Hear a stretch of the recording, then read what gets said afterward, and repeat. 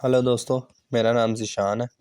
जैसा कि इससे पहले मैं 2 वीडियोज़ HTML के बारे में बना चुका हूँ। अभी ये थर्ड पार्ट है और एग्ज़ाम्पल कुछ बेसिक टैग्स के बारे में पढ़ेंगे और कुछ बेसिक एग्ज़ाम्पल्स के बारे में पढ़ेंगे। इससे पहले अगर आपको टैग्स के बारे में नहीं पता तो आपको परेशान होने की ज़रूरत नहीं, मैं आपको इसमें समझाऊँगा। HTML document, all HTML document start with a document type declaration. ये जो होती है ना, ये शुरू में अगर आप ये कोई भी HTML का डॉक्यूमेंट है उसके शुरू में अगर आप ये लगा देते हैं डॉक्यूमेंट टाइप, तो ये जो है सर्च इंजन को, जैसे कि गूगल हो गया और बिंग हो गया, ऐसे ऐसे बड़े सर्च इंजन्स को ये बताता है कि ये डॉक्यूमेंट जो है ये हमारी वेब एप्लीकेशन का जो पेज है, वेबसाइट का पेज है, ये HTML5 टाइप का पेज है। ठीक है, जैसे कि मैंने इससे पहले फर्स्ट ट्यूटोरियल में आपको हिस्ट्री बताई थी। हिस्ट्री में बताया था कि कैसे HTML स्टार्ट हुई और वो चलते चलते जो है HTML5 एडवांस वर्जन है जो कि 2017 में आया था। तो ये शुरू में लिखने से पता लगता है कि ये डॉक्यूमेंट जो है हमारा ये HTML5 टाइप का डॉक्यूमेंट है। आपने ये जो होता है ये डॉक्यूमेंट टाइप जो होती है, इसे ज़रूरी है कि HTML से पहले लिखें। आपने सबसे टॉप पे लिखना होता है, उसके बाद आपने HTML का टैग लिखना होता है। HTML begin with, ये देखें, HTML document itself begins with HTML and ends with this। यानी कि ये HTML से आपका डॉक्यूमेंट शुरू होता है, यहाँ से शुरू होता है और यहाँ पे ये ख़त्म होता है। इसके अंदर सारी चीज़ें आती हैं। The visible part of the HTML document is between, जो भी पार्ट आप, जितना भी हिस्सा आप ये बॉडी में लिखते हैं ना, ये बॉडी यहाँ से स्टार्ट हो रही है और यहाँ पे एंड हो रही है, और इसके अंदर आप जो भी लिखते हैं ना वो आ जाता है, वो आपको नज़र आता है। जो भी इसमें आता है हेड टैग में आता है वो आपको विजिबल नहीं होता, नज़र नहीं आता। उसमें टाइटल नज़र आ जाता है, लेकिन जो भी आप मेटा डाटा की इंफॉर्मेशन डालते हैं, मेटा डाटा अभी जिन्हें नहीं समझ आ रही वो कोई इतना इशू नहीं है, वो आगे मज़ीद एडवांस लेक्चर है उसमें बताऊंगा मैं आपको। Document type declaration represent the document type. ये डॉक्यूमेंट टाइप की रिप्रेजेंट, डॉक्यूमेंट की टाइप को बताता है ये किस किस्म का डॉक्यूमेंट है, यानी कि ये HTML5 टाइप का डॉक्यूमेंट है।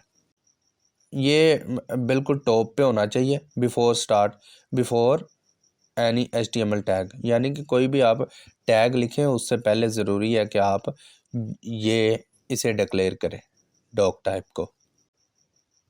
हेडिंग्स, हेडिंग्स क्या होती हैं? HTML में हेडिंग्स होती हैं, जैसे कि ये ऊपर लिखी हुई है, ये हेडिंग होती है। हेडिंग्स 6 तरह की होती है। HTML में हेडिंग H1 से लेकर H6 तक की हेडिंग होती है।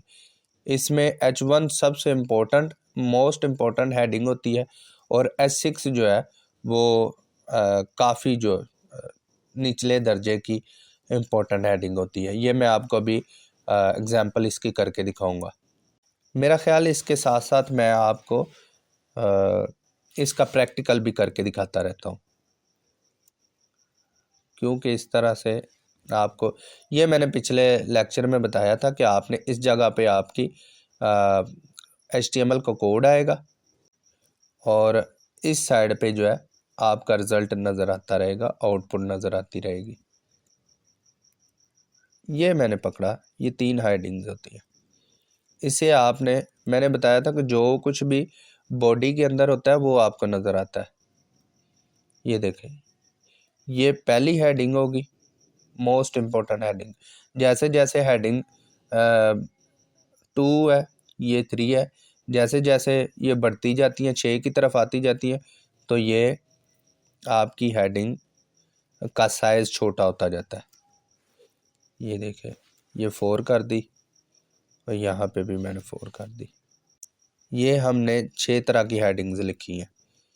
H1 टाइप की हेडिंग, H2, H3, H4 और H6 तक ये जा रही है।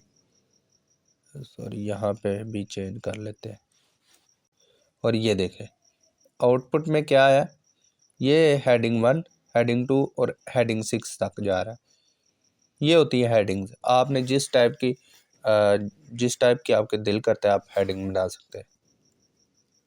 इसी तरह से अगर आपने पैराग्राफ लिखना है तो आप ये पूरा का पूरा कोड उठाते हैं और पैराग्राफ हेडिंग की तरह नहीं होते। पैराग्राफ में और हेडिंग में खासा फ़र्क होता है। ये देखें हेडिंग बोल्ड है यानी मोटी सी है थोड़ी सी, और पैराग्राफ सिंपल होता है। पता लगता है कि ये हेडिंग है और ये पैराग्राफ है। जैसे कि ये हेडिंग है, पता लग रहा है ये हेडिंग है, और ये पैराग्राफ है, ये भी पता लग रहा है। ये थोड़ी सी बड़ी होती है और बोल्ड होती है। लिंक क्या होते हैं, ये देखें HTML लिंक्स क्या होते हैं।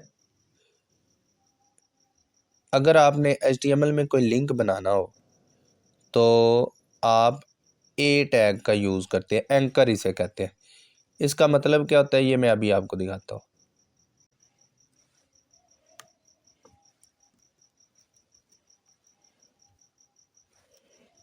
ये मैंने यहाँ पे एक लिंक बना लिया।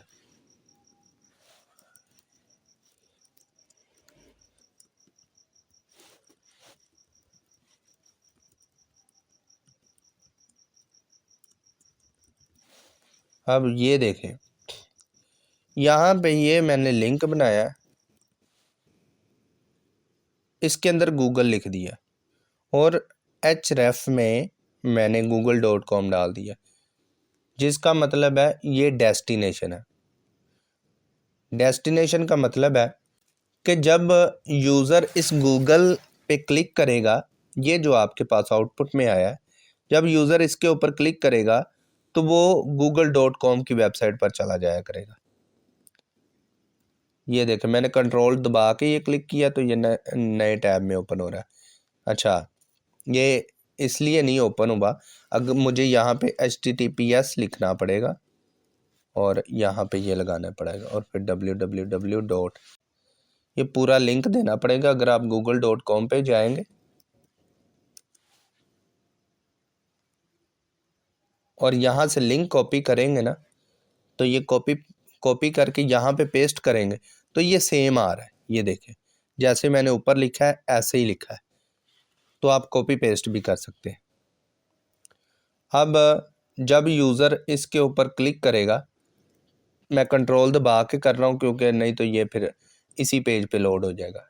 कंट्रोल दबाया तो ये नए पेज पे चला गया, तो ये आपके पास google.com ओपन हो गया। ये होता है लिंक, यानी कि, और इसे ए को कहते हैं एंकर टैग।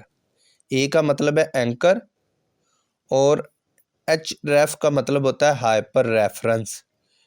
इसमें आप डेस्टिनेशन डिफाइन करते हैं कि जब यूज़र इस गूगल के टेक्स्ट पे क्लिक करे तो वो किस जगह पे जाना चाहिए, वो ये जो है इस जगह पे मूव हो जाना चाहिए।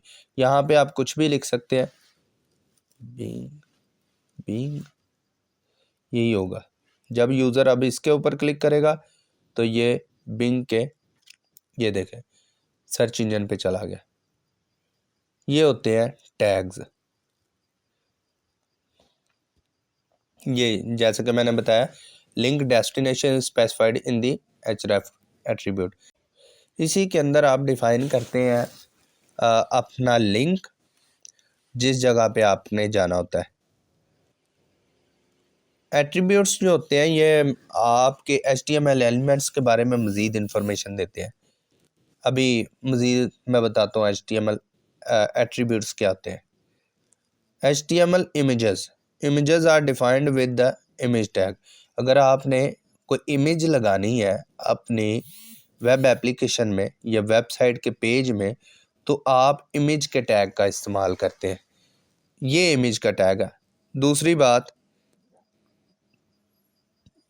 यहाँ पे ये ओपनिंग टैग है, ये क्लोजिंग टैग है। ये जितने भी अभी तक हमने टैग पढ़े हैं इसके अलावा ये सारे ओपनिंग टैग हैं और क्लोजिंग टैग हैं। इनका ये देखो ओपनिंग टैग भी है और इसका क्लोजिंग टैग भी है। इसी तरह ए का ओपनिंग टैग है और क्लोजिंग टैग भी है, लेकिन इमेज का कोई क्लोजिंग टैग नहीं होता। जैसे कि मैं अभी आपको लगा के दिखाता हूँ। मैंने यहाँ पे लिखा इमेज और जैसे ऊपर लिखा था सोर्स, SRC का मतलब होता है सोर्स, कहाँ से इमेज आएगी। यहाँ पे मैं लिख देता हूँ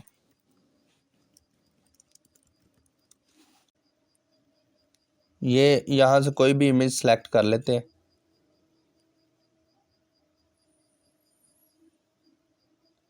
ये इमेज, यहाँ से मैं इसका लिंक कॉपी करता हूँ, कॉपी इमेज एड्रेस, और इसे सोर्स में डालना होता है। SRC का मतलब होता है सोर्स, इसका कोई भी क्लोजिंग टैग नहीं होता। तो ये देखिए आपकी इमेज आ गई है, आपकी वेबसाइट पे लग जाती है। अच्छा, ये सेम का सेम सारा का सारा कोड आप उठा के अगर वर्ड नोटपैड में रख देते हैं तो ये जो है उसमें भी काम करेगा। नोट, बल्कि मेरा ख्याल नोटपैड एक हमने फाइल बना के रखी थी ये वाली। अगर आपने इसे री एडिट करना है, डबल क्लिक नहीं करना, आपने इसके ऊपर राइट क्लिक करना है, उसके बाद आपने ओपन विद पे जाना है। यहाँ पे नोटपैड मेरा ख्याल है नहीं आ रहा, तो आपने क्या करना है, नोटपैड मैं आपको बताता हूँ कहाँ से आएगा। आपने यहाँ पे जाना, नोटपैड ओपन करना, और यहाँ पे ओपन की ऑप्शन होती है, ओपन, इस पे क्लिक करना है, और फिर आपने अपनी फ़ाइल को सिलेक्ट करना है जिस जगह पे फ़ाइल पड़ी है, यहाँ से ऑल फाइल कर लेंगे।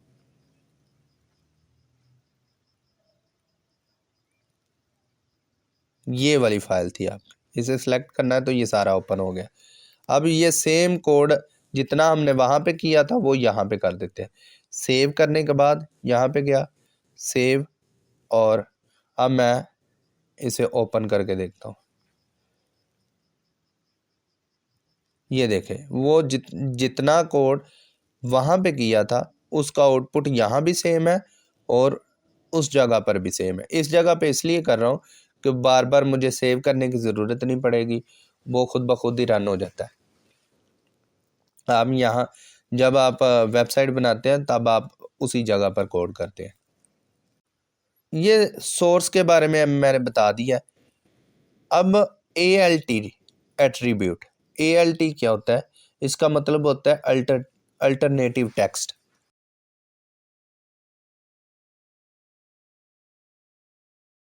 हम अब आ जाते हैं ALT। ALT का मतलब होता है अल्टरनेटिव टेक्स्ट। अल्टरनेटिव मतलब ये तब शो होता है जब आपकी इमेज किसी वजह से जो है वो लोड ना हो और लोड होने में फेल हो जाए, तो तब आपका अल्टरनेटिव टेक्स्ट, अल्टरनेट जो टेक्स्ट आपने इसमें लिखा होता है वो शो होता है। उसके अलावा आप अपनी वेबसाइट की विड्थ भी बता सकते हैं और हाइट भी बता सकते हैं। मैं आपको, इन्हें कहते हैं एट्रीब्यूट। जैसे कि मैंने ALT में लिख दिया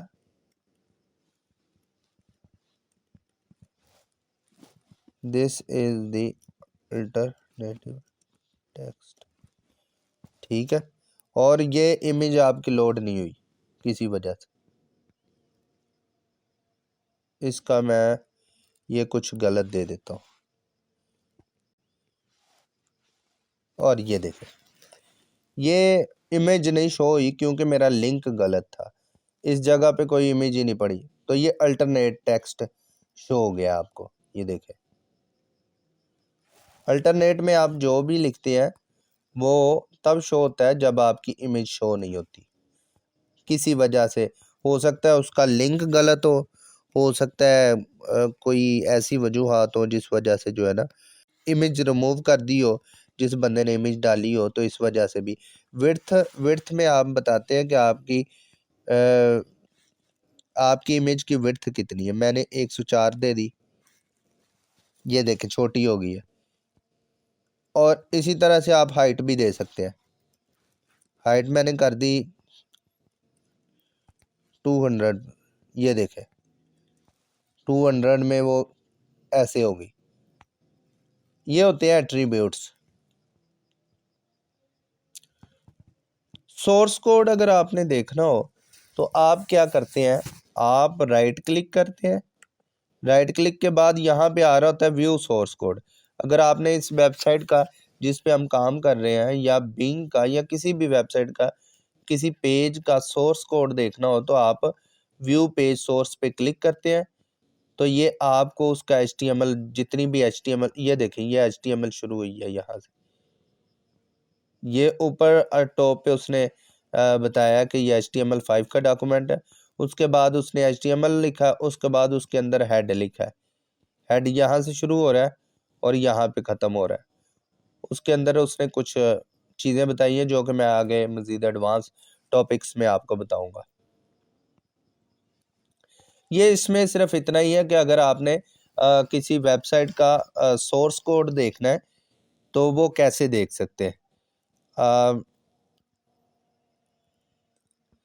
इंस्पेक्ट एलिमेंट से भी आप जो है इसका कोड देख सकते हैं। जैसे कि मैंने राइट क्लिक किया और इसी के नीचे इंस्पेक्ट एलिमेंट आ रहा है, तो यहाँ पे भी वो सेम कोड जो वहाँ पे पड़ा था यहाँ पे भी आ गया। ये डॉक टाइप आ गया और ये HTML लिखा हुआ है, उसके नीचे ये सारा लिखा हुआ है। उम्मीद है आपको ये लेक्चर पसंद आया होगा। मज़ीद मिलते हैं नेक्स्ट लेक्चर में। Thank you so much for watching this tutorial.